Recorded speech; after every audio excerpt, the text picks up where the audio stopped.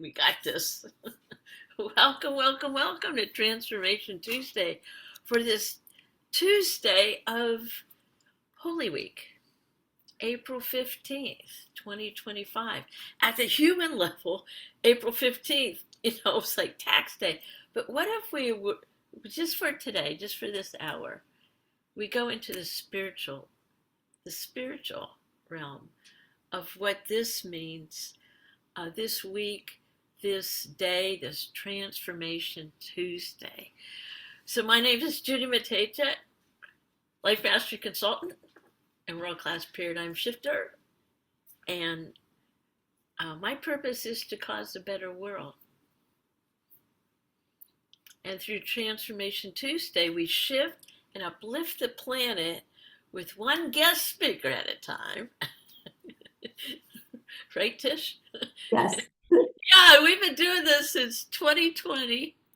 And you were like one of the, well, yeah, you and I are the ones that created this. And it was like way, way back when. And we've had this journey we're going to talk about.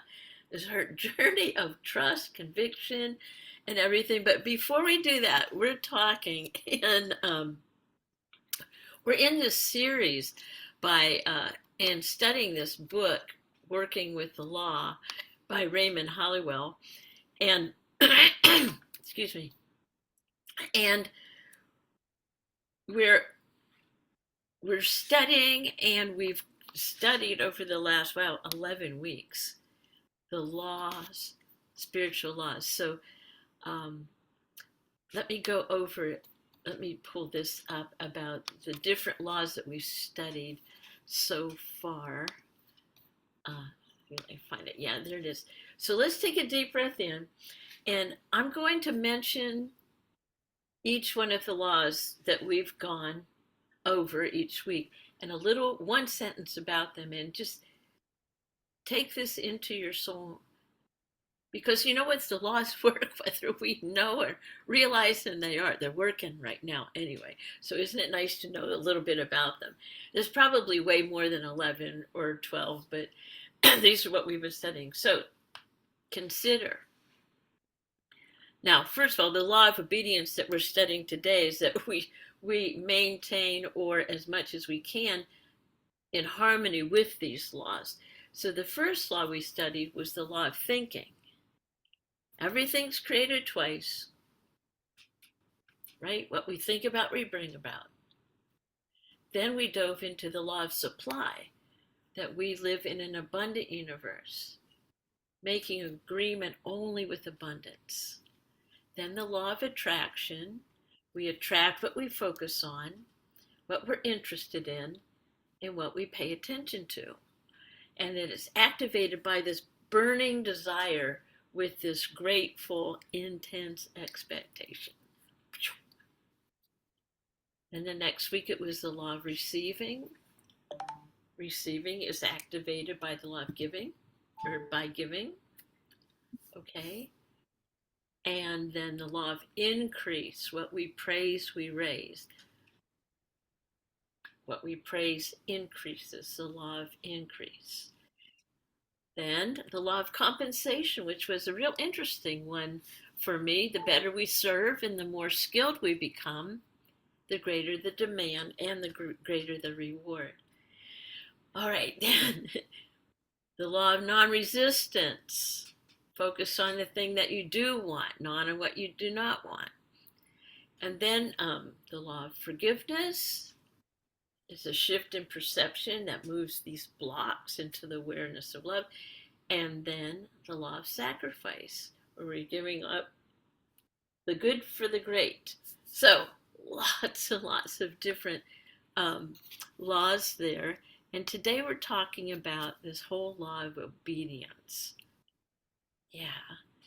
And so I'm bringing in my good buddy and colleague and one of my, Tish Hartwell, to talk about this importance of aligning your actions and thoughts with these principles. So here comes in Tish Hartwell, all the way from all the way from, all the way from Elgin, Illinois. So come on in here, Tish. Tell us what you know or believe about this beautiful law of obedience. Well, what I just absolutely love about that law is when we come into alignment with everything, it all everything comes into fruition for us. And it's with ease and grace and flow. And what that really stems from is a relationship with God, from who all the laws flow from. And when we are in alignment and obedience with Him and working, co-creating life with Him, these laws become um, just part of what we co-create. And it makes life flow easier. It's given us all the ways to make life just flow, and we ebb and flow with it, and we find our way through it. Yes, we fall down and we get up, and we move and groove with it, but it's a blessing to be aware of, to have the awareness of these laws, to know they're at work for you at all times, because God is for you at all times. And just this mindset of thinking positive and coming in alignment with the things above. There's a scripture that says, think on the things above and not on things on earth. And when you have vision and these laws come into play, and you're thinking on the things above and not on negative things, not putting your thinking on things that you don't want to think about, but in changing your mindset to think on positive outcomes, positive things that can happen, amazing things that can happen in your life, dreams that, maybe somebody told you no to. And that's not true, because when you think along the lines of these patterns of life, it nothing is impossible with God. Oh, I love that. I love that we talked just about is the things what people told you no to. Mhm. Yeah, tell us about an example or maybe something in your life where people were saying, no, there's no way. And I know you have your, yeah, so let's, Yeah, so when I was 27 years old, I had a car accident, and I woke up in the hospital, and I had doctors telling me that I'd never move anything on my own again. I'd never breathe on my own, and I might have 5 years left to live because of the compromised immune system. And all I really heard that day is every dream I had crashed with my vehicle. And I was devastated, and I had no idea what to do. And I prayed to God that day, and I said, I don't know why I'm still here, if this is all that they're telling me is going to happen. And I just heard this still small voice one day say to me, you're still here because you have a purpose to serve. And I don't know why. I had no idea at the time how that was ever going to come to being, but I took a little grasp onto that, and things began to change as my thinking changed. I was blessed to be taught to think with a correct mindset in situations due to some trainings I had been through. And I began to move forward, going through rehabilitation. And then when I got through rehab, the one thing I knew I needed was more mindset. And at the time, there was a training called Journey Beyond Perception. And it was about mindset. It was about the ways of thinking, the way life flows. And these laws were a part of that also. And the thing was, I was scared because I had just come out of the hospital. I'm in a wheelchair, and I'm on a plane flying to California for a 5-day training. And this is my first time being out in public. And even though I'm in with a bunch of people that I had known, there was 1,000 people there. And that was scary for me, that walking into with a bunch of people, I had not a power chair at the time, but we rented one for me. And this this little power chair was, well, let me say, it was a broken down little looking thing, and it made this really large noise. So wherever I went, everybody knew I was coming. So I already didn't want to stand out in the crowd, but everything was coming with me. And, and I just kept thinking in my mindset, you got to think positive and you got to go in there and just take in everything you're going to learn because this is going to be the catalyst for it all. And so I did that, and I had an amazing time. I had a amazing transformation during that time. And I was just, people were so wonderful and so giving and so loving. And I knew because of that training, I could move forward. Wow. We were talking about that yesterday too. Like coming out when you've been, back here in, okay, I'm afraid to go out there. What was going through your mind? What will people think? Who, Yes. yeah, What would people think? How do I look? Um, there was a point in time, we talked about yesterday about, we had a big thing. It was during Thanksgiving week. And on Thanksgiving, they had a big formal party. And, you wear all your sparkly dresses and dress up and feel just amazing. And I went to put my clothes on and nothing fit. Everything was falling off of me. My body had changed. I had lost weight, and I was trying on different dresses, hoping that one of them would fit. And I finally found a taffeta one that was more rigid and didn't lose the form so good, so fast.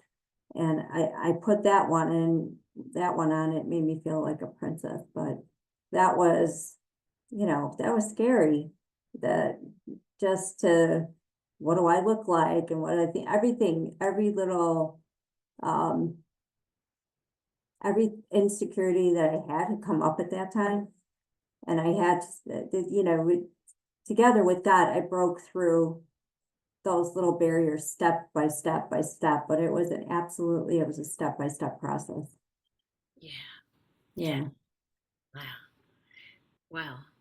That is so, and so I know there's so many times in your life that I know that um, that since I've met you, that I've watched you rely on that power within you, that God, that faith. And of Yeah. all the people that I know, um, whenever I talk with you, you check in with that source, with your God. Mm. Tell us, if you would, tell us. Um, I know when I met you, there was a time where things were turned upside down. If you wouldn't mind telling that story. And, boy, we're talking about all of these laws, Mhm. right? Yeah. That law of sacrifice, even the good for the greater. So tell us some more about how you stay or how you've stayed in the past during devastating times, um, in that alignment. We were talking a little bit about even Jesus went to the garden, Yes. like take a break. So tell us a little bit about your experience with that. Well, it was 4 years ago, almost 3.5 now. We got a knock on the door at 3 a.m. in the morning, and um, my husband went to the door. It was two police officers telling us that our son had passed away from an accidental overdose. And again, devastating. He was in rehab at the time. We had no idea he had left rehab. We had no idea he was back from Missouri and in like 10 miles from our home. And it was we were confused also because we were trying to put all this together. And uh, I just knew more than anything that my relationship with God has always been strong. Um, I, because of everything I had been through with the accident, I couldn't do anything without him. And so I knew that there was a freedom for my son. On the other side, he was no longer in pain. But for me and for my husband and our family, it was, we lost our amazing son and his sweetness and his love. And so I knew I needed help to get through that time. And that's when I called you. And we did a program called Standing Firm When the World is Shaking. I also did some heart healing prayer with another organization, and we just delved in with the Lord and just together, step by step again, he brought me through everything. It was, I was angry. I was sad. You start to blame yourself. What more could I have done? We did everything that we could think of. We did every different method of approach with love, approach with tough love, approach with, you do everything you can do.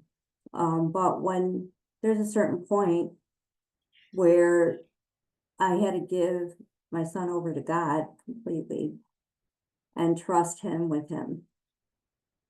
And I think in God's wisdom, he knew that the best place for my son was with him in that freedom, because that's a freedom he will always have and will always be free with. But for me and going through those emotions, that was a challenge during that time.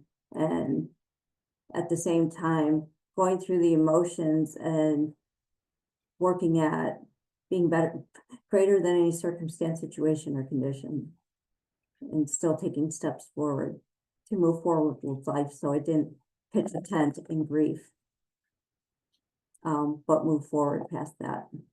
Yeah. And it was a process. Like everything, it's a process. Yeah. And you are now in a process, I must admit, of you made a decision to write this book. Mm. Tell me about like going back and like trusting that law of obedience, to the laws. What it was like to get it out on paper. That's something. Okay, I know that I'm going through this healing process. Mhm. What is mine to give to the world now? You're still breathing, you're still like active out there doing your thing. And then, okay, what's your purpose? To share your stories. So tell us, I would love to hear about your process of one deciding to write the book, and then the process just the I know I've been walking with you through that process, and where you possibly that fear rose up again of Oh, being seen and everything. Tell us more. Um, well, the process of deciding to write the book was a friend of mine, Daniela, is a book coach, and she just was constantly, you need to share your story. And I would go, oh, yeah, okay, when I get time, you know, and because there's a lot involved when you're sharing your life, you're sharing, you're exposed, you're seen. There's all that, those questions come up again, those paradigms of, what will they think? And that, those are just paradigms come up. And knowing and just getting together with God and just knowing that it wasn't really a book about me, but about a journey with trusting God and taking the steps that He laid out before me, and trusting those steps would lead me to what is ultimately destiny. And it's little pieces at a time. I had no idea what He was doing, how He was laying my life out. And it was like putting a puzzle piece together that I could have never figured that out. There's a scripture in the Bible, that says, with you are the vine, He is the vine, you are the branches. If you abide in me, you can do all things, but without me, you can do nothing. And I was in that place. And I said, well, if you want me to write this book, then you're going to have to write it for me. So I got together with God, and we just started pouring out things on the pages and the beauty of it was I really got to see and have a deeper trust for God, with God, because He just, the way it was orchestrated again was I could have never done it on my own. I couldn't even think when I first had the accident. I couldn't think about anything but, first of all, start breathing on your own. And then He was faithful in every step I took. And just being able to see that every step of the way He was faithful, every step of the way His promises were true, every step of the way the laws of God work. And it just takes you to your destiny ultimately if you lean on trust in Him and don't let circumstance, situation, and condition get in your way, because all things are possible with God. Oh, wow. There you go. Oh, so that's great. So, if you would tell us about like the when you were in the process of writing the book or going back, because all those memories had to resurface, right? Yeah. And when the memories resurfaced, did you ever like just get stuck and there's no way I can do this because Oh, right, with writing the book. yeah. Oh, oh yes. This was I'm gonna say a year and a half long process. Um, I would get to a point where it's sometimes overwhelming uh, to think about how to put it together. And I know the person I was working with, Daniela, she just kept saying, just trust in the process, trust in the process. And I'm like, that's what I know is trust in the process. But sometimes I would get stuck. And then there was a point in the writing experience where I began to really trust in the process. And I made a decision. And when I made that final decision, that book flowed out of me in a process of 2 months. It's funny how it's like until we make a decision, Mhm. it's just an idea. Yes. Yeah, you So there can. was a lot on paper, and but I didn't know. I have a process of writing where I'm just write stuff at one time. And my old process was I would write everything down on paper, and then I would spread it out on the floor, and that's how I would put together my term papers and things of that sort. Because it was never in order, but it was just how my process worked. And so doing it on a Google Doc is a lot different. So I had chapters I had to replace in different places and everything else like that. But it was part of the process. But what happened is because I was doing this with God, he made it all come together in the end. And again, another way to really trust deeper in him and and just know he's got your back in every situation. I love it. So that we talked yesterday too about like the message, so we all have a message, Yeah. to, we're breathing, we have a message. And so we're driving down the highway and there's a billboard and there's Tish out there on the billboard. What is the message that you would love to have? People will read the book or people won't, but there's like this one boom message that when they see you, they're going to associate you with that message. Um, what would that be? Yeah, well, I wrote this for others, so they would know this, that if you've ever been told no to your dreams, know this. You have a destiny, you have a purpose, and God has you. So all things are possible with God. So keep going. And those dreams, if you put them to the side, bring them back up and start taking a step in the direction of them because they're there for you. They're in your heart for you. Boom. Mic drop. Poop. All right. Well, what would I know that you're constantly visioning, and like and you have a vision coming up. What would you like to? What would you love to have us hold for you? That's in your vision, right? And that we can hold and support you.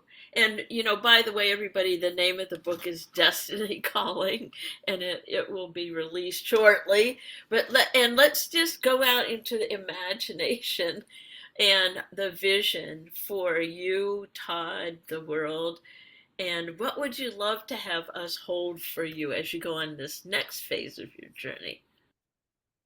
Um, that I could touch, um, that God and I together could touch the lives of the people who read this book in such a way that they know deep down inside that they have what it takes to achieve their dreams and have dream achieved moments every day of their life. All right, you ready? All right. And so it is. Got that? Where are you? All right, she good.